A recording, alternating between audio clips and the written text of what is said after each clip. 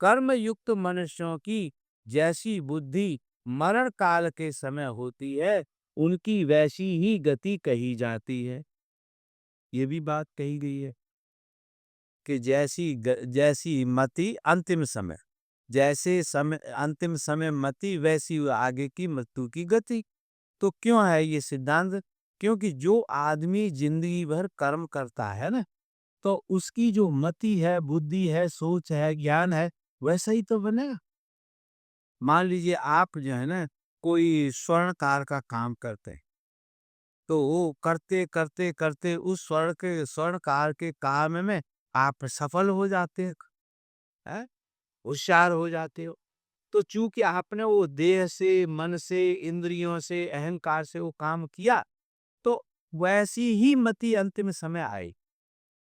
ऐसा नहीं है कि कोई आदमी स्वर्ण का काम करता रहा हो और फिर उसे किसी दूसरे का कर्म आ जाए, ऐसा नहीं है सर।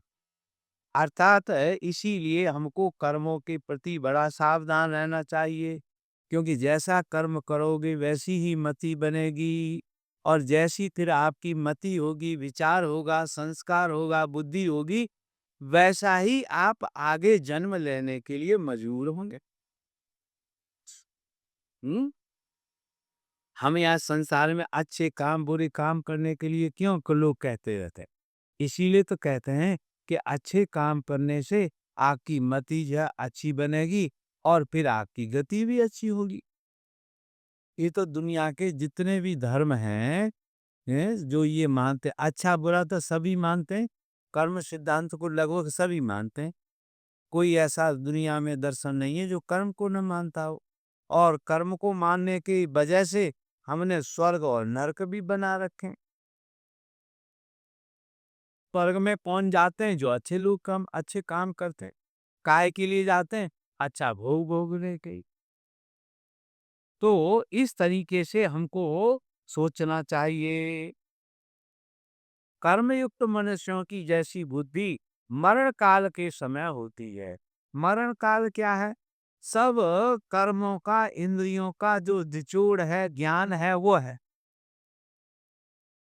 जिसने जैसा जैसा कर्म शरीर से, मन से किया है, अंतिम समय में, मरण के समय जैसी उसकी बुद्धि होगी, उसी के अनुसार गति होगी। कुछ लोग ऐसा कहते हैं कि बुरा कर्म करते रहो, जब अंतिम समय आएगा तब भगवान का नाम ले लेंगे। तो ये चालाकी नहीं चलती। क्यों नहीं चलती? कि शरीर भी जड़ तत्व से बना है, तो ये जैसा करेगा वैसा ही रहेगा, उसमें फेर-फार नहीं कर सकता, है ना? तो जैसे हम शरीर को ट्रेनिंग देंगे कर्म करने से, मन को ट्रेनिंग देंगे, वो जैसा हमारा शरीर और मन होगा, वैसा ही हमारा अगला जन्म, और आगे के जन्म की बात छोड़िए, इसी जन्म का भी फल तो वैसे ही मिलेगा। हुँ? हम आगे जन्म की न सोचें, आज जैसा हम करेंगे, उसका फल कल हमको मिलेगा वैसा ही।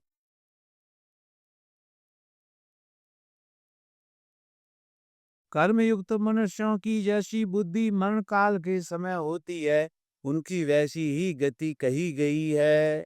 इसीलिए देखो, हिंदू या धर्म के जो धार्मिक लोग हैं, वो मुर्दे के समय, मरते समय नाना प्रकार के अच्छे काम करते, उनको बताते, गीता पढ़ते हैं उनके पास बैठ के, है कोई उनके पास दीपक जलाते हैं, नाना प्रकार के संस्कार होते हैं, उनके बस बदल देते हैं, अच्छा कर देते हैं। फिर बाद में लोग कथाएं भागवत भी करते रहते हैं, नाना प्रकार के कर्म करते रहते हैं, किसी लिए कि जो मृत आत्मा है उसका जो है ना कल्याण हो। पर पहले से ही जो सजग है, कल्याण उन्हीं का होता है। अंतिम समय के समय जो भरोसे बैठे रहे, तो उनके साथ धोखा भी हो सकता, धोखा होगा ही।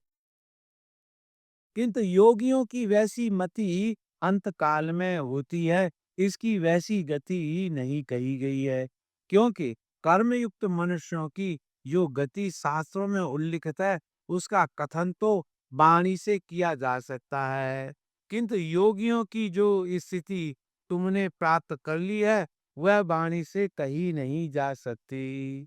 अब इन्होंने सामान्य आदमियों की मृत्यु में और योगी की मृत्यु में भिन्नता कर दी।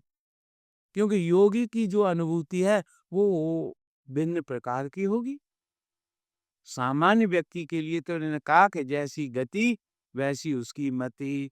हालांकि यह योगियों पे भी लागू होता है, पर योगियों का जो ज्ञान होता है थोड़ा दूसरे तरह का होता है, भिन्न तरह का होता है, इसीलिए उनको ये समस्या नहीं आ।